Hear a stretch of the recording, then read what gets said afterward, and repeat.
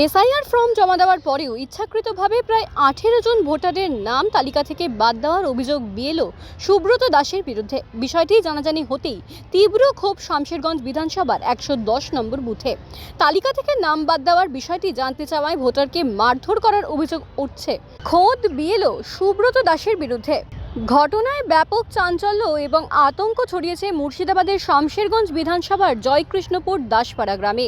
যদিও লিস্টে নাম না আসায় রাতের অন্ধকারে তার বাড়িতে চড়াও হয়ে কয়েকজন ভোটারের বিরুদ্ধে হুমকি দেওয়ার অভিযোগ তুলছেন বিএলও।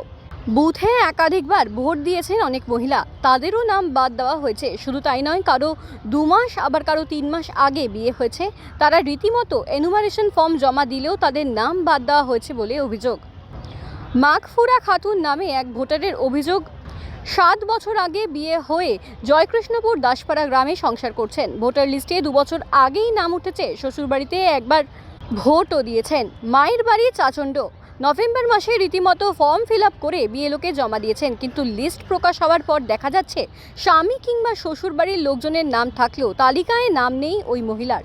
তাতেই আতঙ্কিত হয়ে কার্যত ঘুম ছুটেছে মাগফুরার। একই অভিযোগ চাঁদ কুমার দাস, উমা সরকার, সুস্মিতা দাস, মিতা দাস, মধুমিতা দাস, সনকা দাস, সম্মানী দাসদের।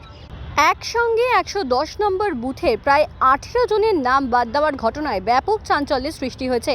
আতঙ্কিত হয়েছেন স্থানীয়রা। বিএলওর কাজের খামখেয়ালিপনা নিয়ে ক্ষুব্ধ ভোটাররা। একদিকে ভোটার তালিকা থেকে নাম বাদ পড়তেই মঙ্গলবার রাতে বিএলওর বাড়ি যান চাঁদ কুমার দাস। সঙ্গে ছিলেন তার শালক। অভিযোগ, জিজ্ঞাসাবাদ করতেই বিএলও এবং তার সাঙ্গপাঙ্গরা তাদের মারধর করে, এমনকি ইট পাটকেল দিয়েও মারধর করা হয়েছে। অন্যদিকে ভোটারদের অভিযোগ নিয়ে বিএলও সুব্রত দাসের পাল্টা দাবি, রাতের অন্ধকারে তার বাড়িতে চড়াও হয়েছে ভোটাররা। ভোটার লিস্ট সংক্রান্ত যা করেছেন তা ঊর্ধ্বতন আধিকারিকদের নির্দেশেই করেছেন বলে দাবি বিএলওর। যদিও কিছু মিস্টেক হয়ে থাকলে তা সংশোধন করে নেওয়া হবে বলেই আশ্বস্ত করেছেন বিএলও সুব্রত দাস।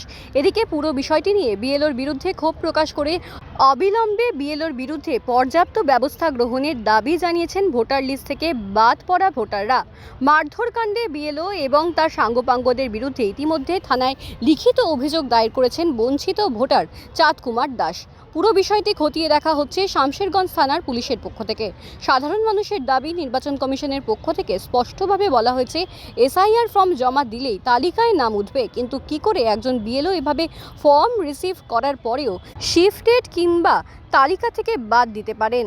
বিএলওর এখতিয়ার নিয়ে প্রশ্ন তুলছেন সাধারণ মানুষ।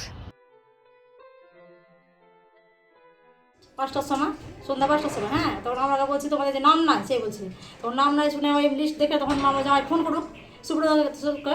তখন সুব্রত বললে কি ওদের ওরা চলে গেছে, ওদের নাম মানে নতুন করে ভোট করতে হবে, সে বলছে।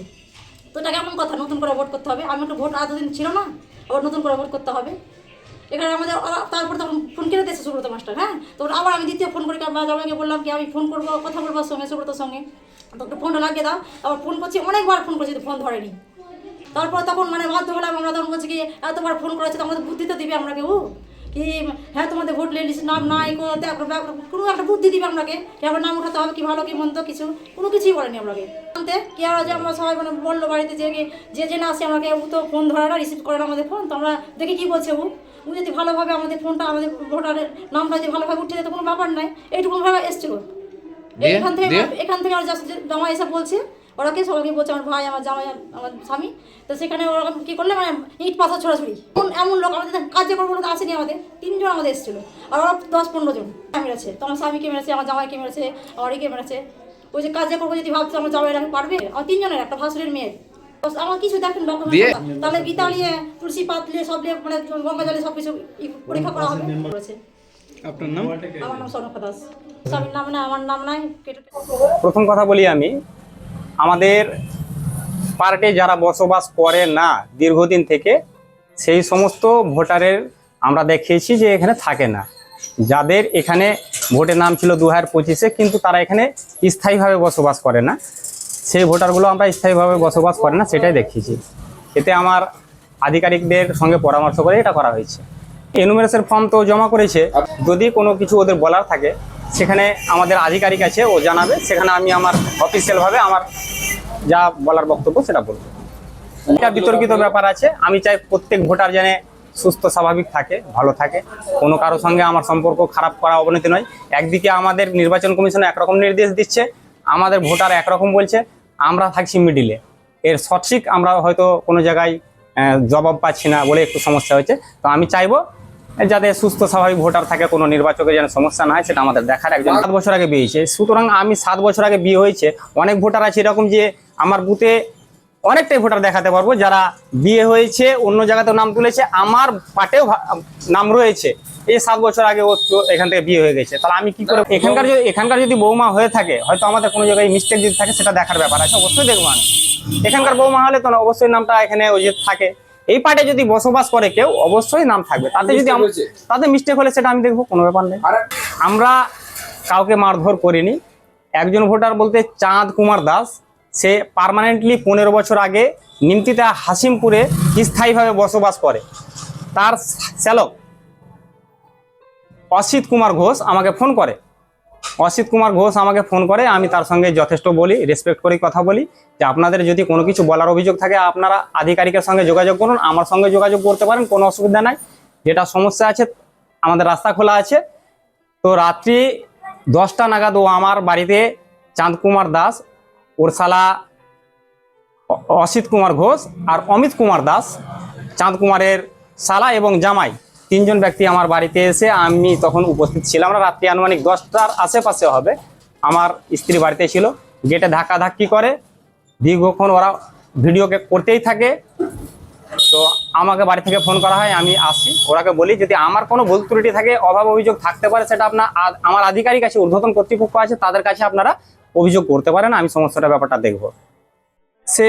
আমি সেটা দেখবো কি অভিযোগ করেছে। আমার বাড়িতে হামলা চালিয়েছে, আমি একজন বিএলও আধিকারিক আছি, আমার বিরুদ্ধে কমপ্লেন মানুষের থাকতেই পারে, অভিযোগ থাকতেই পারে, সেটা নিষ্পত্তি করার ব্যাপার আছে, আমি দেখবো। কিন্তু আমার বাড়ি রাত্রি 10টায় আমি ছিলাম না, আমার স্ত্রী আর বাচ্চা ছিল বাড়িতে, এসে হামলা 3 জন নিমতিতা থেকে এসে হামলা চালিয়েছে এখানে। আমি শামসেরগঞ্জ থানাতে যোগাযোগ করি, শামসেরগঞ্জ থানার পুলিশ আসে, তখনকার মতো পরিস্থিতি ঠিক হয়। এখন পরবর্তীতে পদক্ষেপ কি হয় দেখা যায়। আমার পাটে 40-41 এইরকম মারা গেছে, অবশ্যই এটা নাম তো থাকছেন।